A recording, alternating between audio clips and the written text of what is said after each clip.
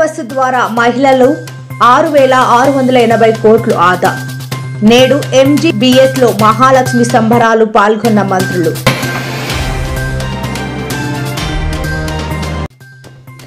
Rajahmundry central జైలులో remand ఖైదీగా ఉన్న మిథున్ రెడ్డికి స్వల్ప ఊరట. జైలులో ప్రత్యేక సదుపాయాలకు ఆదేశాలు జారీ చేసిన కోర్టు.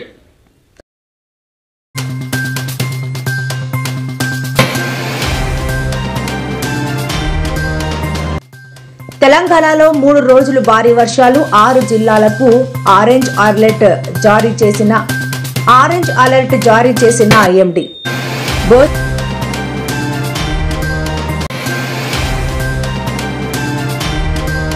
భోజనంలో పురుగులు. విశాఖలో రోడ్డెక్కిన ఆంధ్ర యూనివర్సిటీ విద్యార్థులు.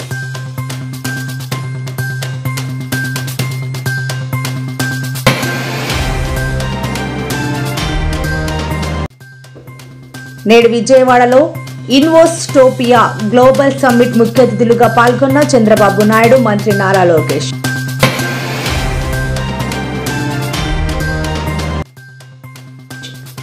ఈటల రాజేందర్, బండి సంజయ్ వివాదంపై స్పందించిన MP అరవింద్ అలాంటి వారిని పక్కన పెట్టాలి అంటూ షాకింగ్ కామెంట్స్.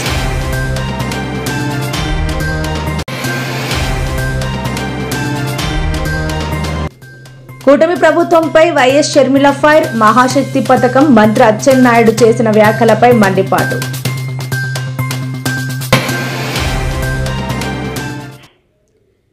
తెలంగాణ రాష్ట్ర రోడ్డు రవాణా సంస్థల్లో మహిళలు 200 కోట్ల ఉచిత ప్రయాణాలు చేసి 6,680 కోట్ల ప్రయాణ ఛార్జీలు ఆదా చేసుకున్న సందర్భంగా MGBSలో మహాలక్ష్మి సంబరాలు నిర్వహించారు. ఈ వేడుకలలో మంత్రి పొన్నం ప్రభాకర్ పాల్గొని మాట్లాడారు.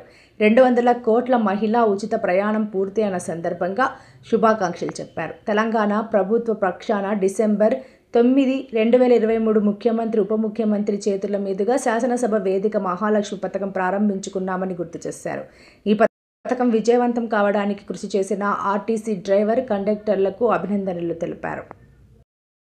కార్యక్రమంలో ఈనాడు 200 కోట్ల ప్రయాణికులు, మహిళా ప్రయాణికులు మైలురాయి వేడుకల కార్యక్రమంలో RTC నిలదొక్కుకోవడానికి మహిళలు ప్రయాణిస్తున్నటువంటి రవాణా ఛార్జీల్ని ఎప్పటికప్పుడు RTCకి చెల్లిస్తూ అండగా నిలిచినటువంటి గౌరవ ఉప ముఖ్యమంత్రి బట్టి విక్రమార్క గారికి రోడ్లు భవనాల శాఖ RTC బస్సు నడవాలంటే కోమటిరెడ్డి వెంకటరెడ్డి అన్న రోడ్డు బాగుండాలి. ఆ విధంగా రోడ్లు భవనాల శాఖ మాత్యులు కోమటిరెడ్డి వెంకటరెడ్డి గారు, బాలస్వామి గారు, DCP గారు, నమస్కారాలు. ముందుగా తెలంగాణ ప్రభుత్వం పక్షాన డిసెంబర్ 23, 9వ తేదీ నాడు గౌరవ ముఖ్యమంత్రి గారి చేతుల మీదుగా, ఉప ముఖ్యమంత్రి గారి చేతుల మీదుగా మంత్రివర్గం ఏర్పడ్డ 2 రోజుల్లోనే శాసనసభ వేదికగా మహాలక్ష్మి కార్యక్రమాన్ని ప్రారంభించినటువంటి ప్రభుత్వంలో ఉన్న పెద్దలందరికీ ధన్యవాదాలు తెలియజేస్తా ఉన్నా. ప్రభుత్వం ఏర్పడిన 48 గంటల్లో ఈ కార్యక్రమం తీసుకుంటే ఆ కార్యక్రమాన్ని భుజాల మీద ఎత్తుకొని ఈరోజు 200 కోట్ల మంది మహిళలను ఉచితంగా ప్రయాణం చేసేటువంటి బాధ్యత తీసుకున్నటువంటి నా RTC కుటుంబ సభ్యులకు, ముఖ్యంగా డ్రైవర్లకు, కండక్టర్లకు హృదయపూర్వకంగా అభినందనలు తెలియజేస్తా ఉన్నా. లిక్కర్ స్కామ్లో వైకాపా MP పెద్దిరెడ్డి మిథున్ రెడ్డిని సిట్ అధికారులు అరెస్ట్ చేయడం, కోర్టు ఆదేశాలతో ఆయనను రాజమండ్రి సెంట్రల్ జైలుకు తరలించిన విషయం విదితమే. జైలులో ప్రత్యేక వసతులు కల్పించాలని కోరుతూ మిథున్ రెడ్డి దాఖలు చేసిన పిటిషన్పై విజయవాడ ACB కోర్టు విచారణ జరిపి కీలక ఆదేశాలు వెలువరించింది. జైలులో ప్రత్యేక వసతుల కల్పనకు కోర్టు అనుమతినిచ్చింది. రాజమండ్రి జైలులో బుధవారం వైఎస్ఆర్సీపీ MP మిథున్ రెడ్డితో ములాఖాత్ అయిన అనంతరం మాజీ మంత్రి పెద్దిరెడ్డి రామచంద్రారెడ్డి మీడియాతో మాట్లాడారు. కాంగ్రెస్ పార్టీ అధికారంలో ఉన్నప్పుడు మా నాయకుడు ముఖ్యమంత్రిగా జగన్మోహన్ రెడ్డి గారు ఏ డిస్టిలరీకి కానీ పర్మిషన్ ఇచ్చిన దాఖలాలు లేవు. ఏ డిస్టిలరీ నుంచి కూడా మనం ఇల్లీగల్గానో లేకపోతే వేరే విధంగా తీసుకున్న దాఖలాలు కూడా లేవు.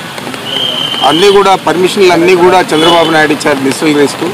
ఆ డిస్టిలరీస్ నుంచేనే గత మా ప్రభుత్వం కూడా పర్చేజ్ చేసింది తప్ప ఇవన్నీ కూడా ఈ ట్రాన్సాక్షన్ అంతా కూడా అఫీషియల్గా జరిగింది కాబట్టి బెవరేజెస్ కార్పొరేషన్ ద్వారా దీన్ని తప్పట్టే పని లేదు. ఢిల్లీలో ఆ ప్రభుత్వం గవర్నమెంట్ షాపులను తీసి ప్రైవేట్ వ్యక్తులకు ఇచ్చింది. జగన్మోహన్ రెడ్డి గారి ప్రభుత్వం ప్రైవేట్ వ్యక్తుల నుంచి తీసి ప్రభుత్వం నడిపింది. ఈరోజు మళ్ళా ప్రైవేట్ వ్యక్తులకు అప్పచెప్పే విధంగా ప్రభుత్వం నుంచి తీసి ప్రైవేట్ వ్యక్తులకు చంద్రబాబు నాయుడు ఇవ్వడం జరిగింది. ఈరోజు అధిక ధరలే కాకుండా అధికంగా ఎక్కువ లిక్కర్ అమ్ముడుపోతాం. ఇంటింటిలోనూ కూడా బాటిల్ ద్వారా సప్లై చేసే పరిస్థితి ఉంది. బెల్ షాపులు కాదు, ప్రతి ఇంటికి కూడా సప్లై చేసే పరిస్థితి ఉంది. మరి ఈరోజు అయినా కూడా ఆదాయం ఏమైనా పెరిగిందా గత జగన్మోహన్ రెడ్డి గారి ప్రభుత్వం కంటే అంటే ఎక్కడ కూడా పెరగలేదు. మేము చేసిందల్లా కూడా ప్రైవేట్ వ్యక్తుల నుంచి తీసి ప్రభుత్వం నడిపింది. నీకేమో మీ ప్రభుత్వం దీపేటప్పటికి 2014 నుంచి 19 దాకా ఆ రోజు 2018-19లో కేవలం 17,000 కోట్లు మీ ఆదాయం ఉన్నది.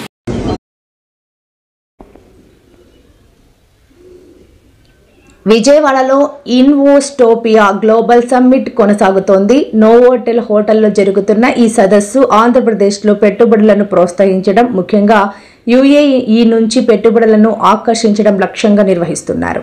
దీనికి ఏపీ ముఖ్యమంత్రి నారా చంద్రబాబు నాయుడు, విద్యా ఐటీ శాఖల మంత్రి నారా లోకేష్ ఈ కార్యక్రమంలో పాల్గొన్నారు. ఈ సందర్భంగా సీఎం చంద్రబాబు మాట్లాడుతూ దుబాయ్పై ప్రశంసల వర్షం కురిపించాడు.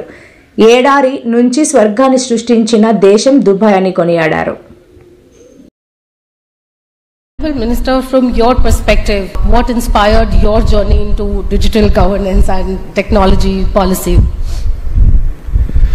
Thank you, Manu, for believing in Andhra Pradesh, and thanks for taking time off coming all the way from UAE to Vijayawada.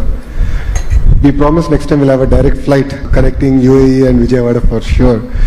Saying that, so there are moments in life that fundamentally change you, and for me it's been my Padayatra. That's where I've realized that during the first IT revolution, we have digitized the broken processes. Yes, they're digitized, but they're still broken. I think what excites me is advent of AI, is how can I democratize governance, and how can we make it a lot more approachable to citizens. I think that's what excites me. And if you look at Andhra Pradesh, we are one of the very first states to bring close to about 600 services on WhatsApp. We call it Manamitra. I believe it's the step in the right direction, but it's just the beginning. We are now putting together a data lake in the back end, where whether a citizen wants a certificate or not, we are going to have it. So when he or she wants it, it's going to be available. That's the kind of approach that we want to take. Parallel thing I've also realized in my Padayatra is that the entire land records is still a broken system in India. Though there's been a lot of digitization, it's still a broken process. So we are now putting together an AI agent that can take all the knowledge of the best RDOs and so on and so forth, and what process can actually be automated, and that's what excites us here in Andhra Pradesh. So in a nutshell, it's about democratizing governance, and that's been the motto with which we are adopting AI now in Andhra Pradesh. Today, all of you are here. I can say one thing, most livable place. That is how they created. As the minister has rightly mentioned, I am very impressed. Artificial intelligence and also quantum valley. బంగాళాఖాతంలో ఏర్పడిన ఉపరితల ద్రోణి రేపటికి అల్పపీడనంగా మారే అవకాశం ఉందని వాతావరణ కేంద్రం తెలిపింది. ఉపరితల ద్రోణి ప్రభావంతో తెలంగాణలో మరో 3 రోజులు భారీ నుంచి అతి భారీ వర్షాలు కురిసే అవకాశం ఉందని పేర్కొంది. బుధవారం జయశంకర్, భూపాలపల్లి, ములుగు, కొత్తగూడెం, ఆసిఫాబాద్, ఆదిలాబాద్, మంచిర్యాల జిల్లాల్లో అక్కడక్కడ భారీ నుంచి అతి భారీ వర్షాలు కురిసే అవకాశాలున్నాయని హెచ్చరించింది. జనగాం, సిద్దిపేట, వికారాబాద్, మహబూబ్ నగర్, నిజామాబాద్, రాజన్న, సిరిసిల్ల, నిర్మల్, కరీంనగర్, పెద్దపల్లి, ఖమ్మం, వరంగల్, హన్మకొండ, మహబూబాబాద్ జిల్లాల్లో అక్కడక్కడ భారీ వర్షాలు పడతాయంది. దీంతో ఆయా జిల్లాలకు వాతావరణ కేంద్రం ఎల్లో అలర్ట్ను జారీ చేసింది. ఇంకా 2 నెలలు అయితే మళ్ళీ తుఫాన్ అయిపోయి మొత్తం వర్షాలు చేసి మళ్ళీ జీరోకి వచ్చేది చెప్పి మళ్ళీ వస్తే మళ్ళీ ఫస్ట్ నుంచి ఎవడవుతారా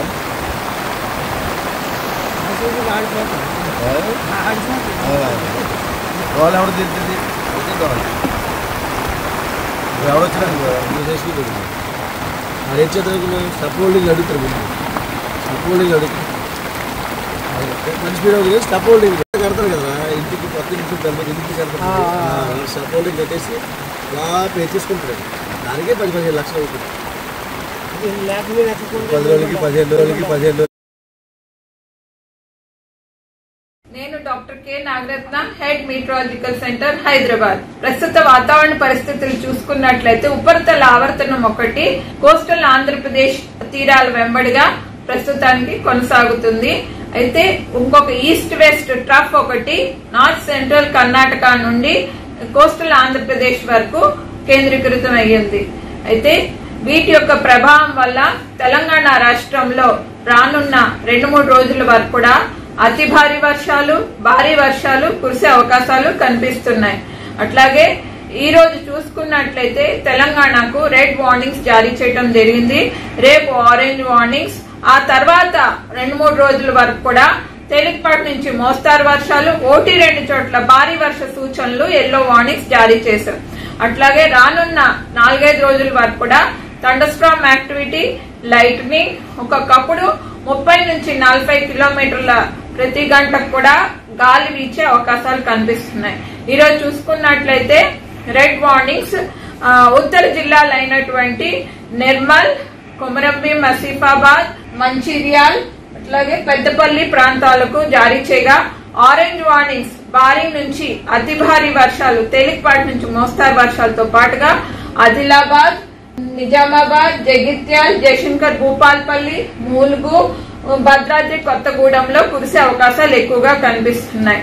తేలికపాటి నుంచి మోస్తారు వర్షాలతో పాటుగా 1-2 చోట్ల భారీ వర్షాలు కామారెడ్డి, రాజన్న సిరిసిల్ల, కరీంనగర్, సంగారెడ్డి, మెదక్, సిద్దిపేట్, నిజామాబాద్, వరంగల్, హన్మకొండ, జనగాం, మహబూబాబాద్, ఖమ్మం ప్రాంతాల్లో ఉండే అవకాశాలు ఉన్నాయి. దిగు జిల్లాలన్నీ కూడా సెంట్రల్, దక్షిణ జిల్లాల్లో ఎక్కువగా కూడా తేలికపాటి వర్షం గాని, మోస్తారు వర్షాలు గాని ఉండే అవకాశాలు ఉన్నాయి. అయితే రెండో రోజును చూసుకున్నట్లయితే ఆరెంజ్ వార్నింగ్స్ అవి జారీ చేశాము.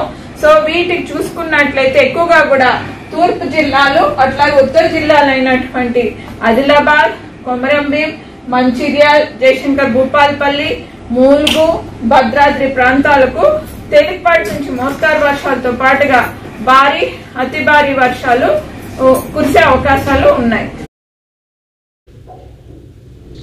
కేంద్ర హోంశాఖ సహాయ మంత్రి బండి సంజయ్, మాల్కౌస్గిరి ఎంపీ ఈటెల రాజేందర్ మధ్య నెలకొన్న వివాదంపై ఎంపీ ధర్మపురి అరవింద్ స్పందించారు. బండి సంజయ్, ఈటెల రాజేందర్ వివాదంలో అధిష్టానం పెద్దలు జోక్యం చేసుకోవాలి. ప్రతి ఎంపీకి 2 నియోజకవర్గాల బాధ్యతలు ఇవ్వాలని అన్నారు. ఆ 2 నియోజకవర్గాల్లో ఫలితం చూపించకపోతే పక్కన పెట్టాలని ఆసక్తికర వ్యాఖ్యలు చేశారు.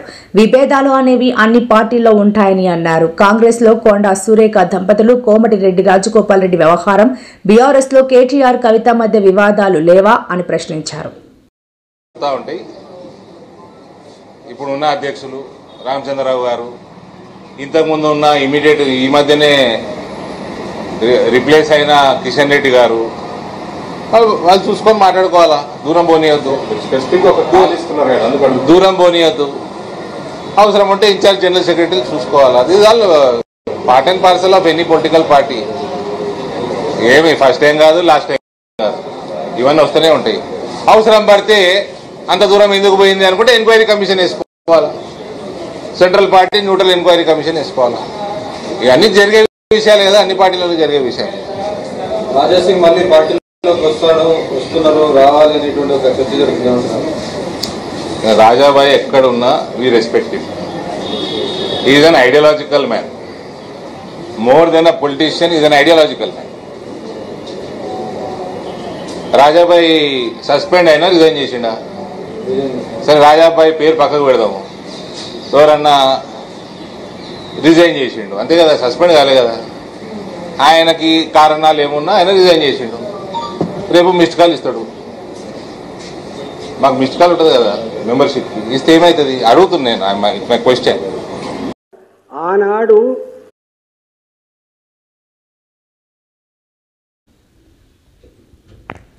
మహాశక్తి పథకంపై కూటమి ప్రభుత్వం ఇక చేతులెత్తేసినట్లేనని పీసీసీ చీఫ్ వైఎస్ షర్మిల అన్నారు. మహాశక్తి పథకం అమలు చేయాలంటే రాష్ట్రాన్ని అమ్మాలని మంత్రి అచ్చెన్నాయుడు చేసిన వ్యాఖ్యలపై ఆమె స్పందించారు. సూపర్ 6లో ఒక 6కి పంగనామాలు పెట్టినట్లేనని ఎద్దేవా చేశారు. మంచి ప్రభుత్వం అని చెప్పుకునే కూటమి ప్రభుత్వానికి ఇది నిజంగా సిగ్గుచేటని విమర్శించారు. మంచి ముసుగులో మహిళలను ముంచుతున్నారని, ఆ మధ్య చంద్రబాబు గారేమో పథకాన్ని P4లో కలిపామని, అమలు చేశామని అబద్ధాలు చెప్పారని విమర్శించారు. ఏవైతే సూపర్ 6 ఇచ్చామో అన్ని చేసాం, ఒక్కటే మిగిలిపోతుంది, ఆడవాళ్ళకి నెలకి 1500. అది చెయ్యాలంటే ఆంధ్రాని అమ్మాలి, ఇంకా ఆలోచన చేస్తుంది. అంత డబ్బు అవసరం ఉంది. ఏమి చేయాలి, ఎలాగా పథకం అమలు చేయాలి ఆలోచన చేసి చంద్రబాబు నాయుడు గారు ముందుకెళ్తున్నారు. ఎందుకంత నామోషం? ఏవైతే సూపర్ 6 ఇచ్చామో అన్ని చేసాం, ఒక్కటే మిగిలిపోతుంది, ఆడవాళ్ళకి నెలకి 1500. అది చెయ్యాలంటే ఆంధ్రాని అమ్మాలి, ఇంకా ఆలోచన చేస్తుంది. విశాఖ ఆంధ్ర వర్సిటీలో విద్యార్థులు నిరసన వ్యక్తం చేశారు. వర్సిటీ రిజిస్టర్ కార్యాలయం నుంచి ఆర్ట్స్ క్యాంపస్ కు ర్యాలీగా వెళ్లారు. తరగతి గదుల నుంచి విద్యార్థులు బయటకు వచ్చి ఆందోళన వ్యక్తం చేశారు. మెస్ లో వడ్డించిన అన్నంలో పురుగులు ఉన్నాయని ఎన్నిసార్లు ఫిర్యాదు చేసినా పట్టించుకోవట్లేదని వారు ఆరోపిస్తున్నారు. మెయిన్ గేట్ వద్ద వారు బైఠాయించారు. వరుసగా 2వ రోజు విద్యార్థుల నిరసన కొనసాగుతోంది.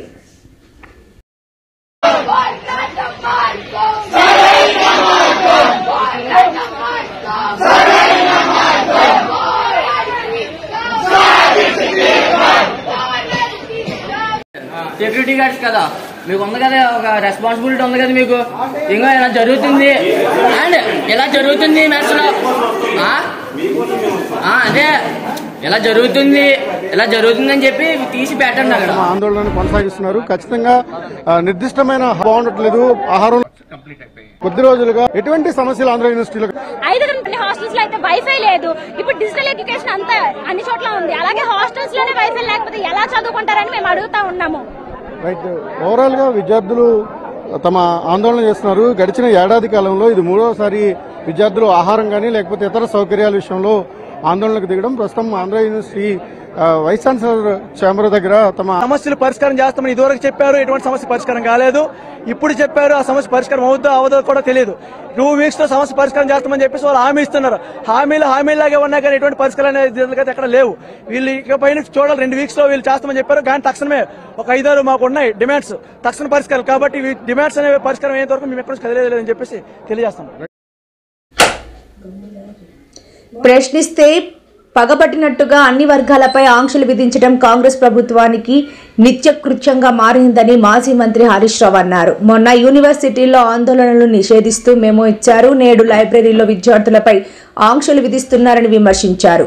ప్రజాస్వామ్య పాలన అనే 7వ గ్యారంటీని మరిచి ఎమర్జెన్సీ రోజులను తిరిగి తెస్తున్నారని మండిపడ్డారు. గ్రంథాలయాలను రాజకీయ వేదికలుగా మార్చిన దుర్మార్గ చరిత్ర కాంగ్రెస్ పార్టీది అని హరీష్ రావు విమర్శించారు. ఇప్పుడు శుద్ధపూస మాటలు నీతులతో బోర్డులు పెట్టినంత మాత్రాన పాప పరిహారం కాదని సీఎం రేవంత్ రెడ్డిని ఉద్దేశించి అన్నారు. ఆశ్చర్యకరమైన విషయం ఏంటంటే కొత్తగా ఒక్క పింఛన్ ఇయ్యలే, కానీ 2 లక్షల పెన్షన్ లేపేశారు. కొంతమంది చనిపోయిందనే పేరు మీద, కొంతమందికి పిల్లలకు ఉద్యోగాలు ఉన్నాయనే పేరు మీద, కొంతమందికి భూములు ఎక్కువ ఉన్నాయనే పేరు మీద పెన్షన్లను కోతలు పెట్టింది తప్ప కొత్తగా ఒక్క పింఛన్ ఇచ్చినాడే కాంగ్రెస్ వచ్చిన 20 నెలల్లో ఒక్క పింఛన్ ఇచ్చిండ్రా. ఆ రోజు ఏమన్నారు, ఇద్దరికి ఇస్తాం, అవ్వకిత్తాం, తాతకిత్తాం, ముసలోనికి ఇస్తాం, ముసల్దానికి ఇస్తాం, ఇంటికి 2 ఇస్తాం, 4000 ఇస్తాం. మరి 4000 దిక్కు లేదు, ఇంటికి 2 దిక్కు లేదు. భర్త చనిపోతే వితంతురాలికి కొత్త పెన్షన్ ఇచ్చింది లేదు. పైగా 2 లక్షల పెన్షన్లు నేరేసారు. మీరు ఏ ఊర్లోనైనా చెక్ చేయండి, పోయిన పెన్షన్లు కనబట్టే తప్ప కొత్తగా ఇచ్చింది ఒక్కటి కూడా ఉంటుంది. బీడీ కార్మికులు ఇస్తలేదు. అసలు భర్తలు చనిపోయి ఏడాది అర్థం 2 ఏళ్లకి లేదు చూసేటోళ్ళకి కూడా ఇలా పెన్షన్లు వస్తాయి. అంటే ఈ రకంగా వాళ్ళందరినీ మోసం చేసి పైగా 20 నెలల్లో 2 నెలల పెన్షన్ ఎక్కువ. మధ్యలో పోయినసారి ఒకటి, ఈ సంవత్సరంలో ఒకటి, 30 తారీఖు ఇస్తాడు ఒకటి, 3 తారీఖు 1 నెల ఇస్తాడు, కథ మధ్యలో ఒకటి ఎగిరిపోతుంది. అట్లా పెన్షన్లను 2 నెలల పెన్షన్ ఎగిరిపోతుంది. 4000 మాట ఉంచి కానీ ఇచ్చేది కూడా 2 నెలలు ఎగ్గొట్టింది. 20 నెలలు అయింది కాంగ్రెస్ గవర్నమెంట్ వచ్చి. మీకు తెలియని ఆశ్చర్యకరమైన విషయం ఏంటంటే వచ్చే పార్లమెంట్ ఎన్నికల్లో కాంగ్రెస్ బీజేపీలకు 150 సీట్లకు మించి రావని, కేంద్రంలో సంకీర్ణ ప్రభుత్వమే వస్తుందని బీఆర్ఎస్ వర్కింగ్ ప్రెసిడెంట్ కేటీఆర్ ధీమా వ్యక్తం చేశారు. సంకీర్ణ ప్రభుత్వంలో ప్రధాన ప్రాంతీయ పార్టీలే కీలక భాగస్వాములుగా ఉంటాయని తేల్చి చెప్పారు. తాను జీవితంలో కనీసం సిగరెట్ కూడా తాగలేదని, పిల్లల మీద ఒట్టేసి చెప్తున్నా ఎలాంటి డ్రగ్స్ అలవాటు లేదని స్పష్టం చేశారు. తన ఫెయిల్యూర్ను కప్పిపుచ్చుకోవడానికి ప్రతిపక్ష నేతలపై రేవంత్ రెడ్డి బురద జల్లుతున్నారని విమర్శించారు. వచ్చే ఎన్నికల్లో రాష్ట్రంలో తామే అధికారంలోకి వస్తామని, అనంతరం ఇతర రాష్ట్రాలపైన దృష్టి పెడతామని చెప్పారు. నిన్నదాకా మొన్న కాంగ్రెస్ వాళ్ళకి పేపర్ స్టేట్మెంట్ చూసిన నేను 300 కోట్లు వేసిరట మన ఆడబిడ్డలకు వడ్డీ లేని రుణాలకు. దానికి నెల రోజులు సంబరాలు చేసుకున్నాడు. 300 కోట్లేసి 30 రోజులు సంబరాలు చేసుకోవాలన్నట. ఇది వాళ్ళ కాంగ్రెస్ వాళ్ళ లెక్క. మన ప్రభుత్వంలో మనం ఎంత ఇచ్చినాం ఎరికేనా మీకు? 3000 కోట్లు ఇచ్చినాం వడ్డీ లేని రుణాలు కానీ చెప్పుకోలేదు. ఎందుకంటే మనం ఏమనుకున్నాం, రేషన్ కార్డులు ఇచ్చుడు గొప్ప పనేం కాదు, వడ్డీ లేని రుణాలకు పైసలు ఇచ్చుడు గొప్ప పనేం కాదు, ఫీజు రీయింబర్స్మెంట్ ఇచ్చుడు గొప్ప పనేం కాదు, ఇవి రొటీన్ గా జరిగే పనులే కదా. కొత్తవి రైతు బంధో దళిత బంధో పెద్ద కార్యక్రమాలు చేస్తే పెద్దగా చెప్పుకోవాలి కానీ ఇవేం చెప్పుకునేది అని మనం అనుకున్నాం. ఇక ఎంత గలీజ్ అంటే వ్యవహారము. ముఖ్యమంత్రి మాట్లాడతాడు, ఆయన వెంబడ వరుసగా మంత్రులందరూ మాట్లాడతారు. ఏమంటారు వాళ్ళు? ఒక్క కార్డు ఇవ్వలే రేషన్ కార్డు అంటారు.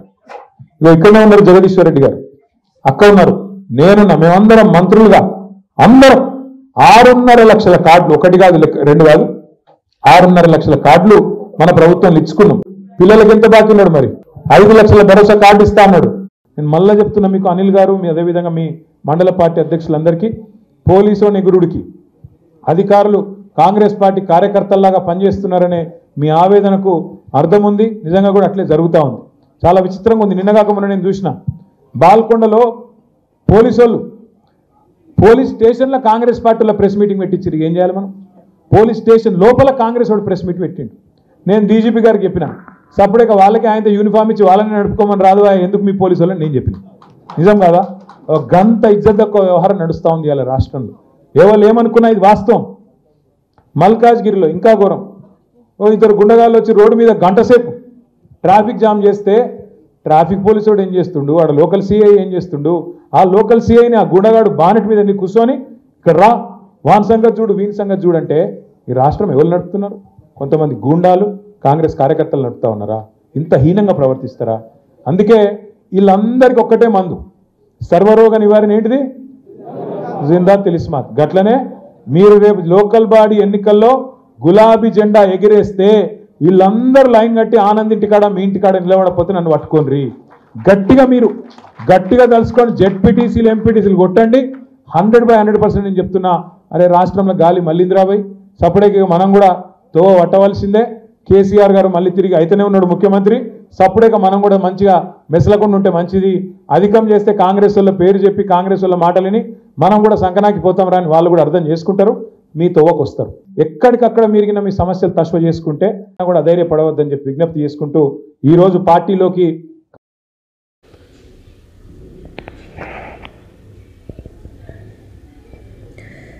మాజీ మంత్రి రోజా మరోసారి సంచలన వ్యాఖ్యలు చేశారు. గాలిలో గేలిన కొడుకులు రాష్ట్రంలో ఎక్కువైపోయారు అంటూ తీవ్రస్థాయిలో విరుచుకుపడ్డారు. జనసేన టీడీపీ నేతలు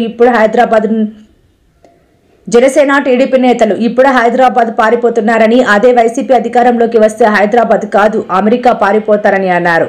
అప్పుడు వాళ్ళని ఎవడూ కాపాడలేడు అంటూ హెచ్చరించారు. ఇప్పుడు టార్చర్ పెట్టినా కేసులు పెట్టినా దానికి 100 రెట్లు వడ్డీతో సహా తిరిగి చెల్లిస్తామని వార్నింగ్ ఇచ్చారు. పవన్ కళ్యాణ్ కు పిచ్చి బాగా ముదిరిపోయిందని, ఎక్కడకు వెళ్లినా అక్కడే పుట్టాడని చెప్పుకుంటాడని ఎద్దేవా చేశారు. గెలిచిన గాలి కొడుకులు ఎక్కువైపోయినారు రాష్ట్రంలో ఎమ్మెల్యేలు. మీరు తెలుసుకోవాల్సింది రాష్ట్రంలో ఉన్న తెలుగుదేశం పార్టీ జనసేన నాయకులు తెలుసుకోవాలి. ఇప్పుడే అంటే హైదరాబాద్ కు పారిపోయే వాళ్ళు రేపు జగనన్న ప్రభుత్వం వస్తే వీళ్ళు హైదరాబాద్ కాదు అమెరికాకు పారిపోతారు. ఆ రోజు మిమ్మల్ని కాపాడటానికి ఎవ్వరూ ఉండరు.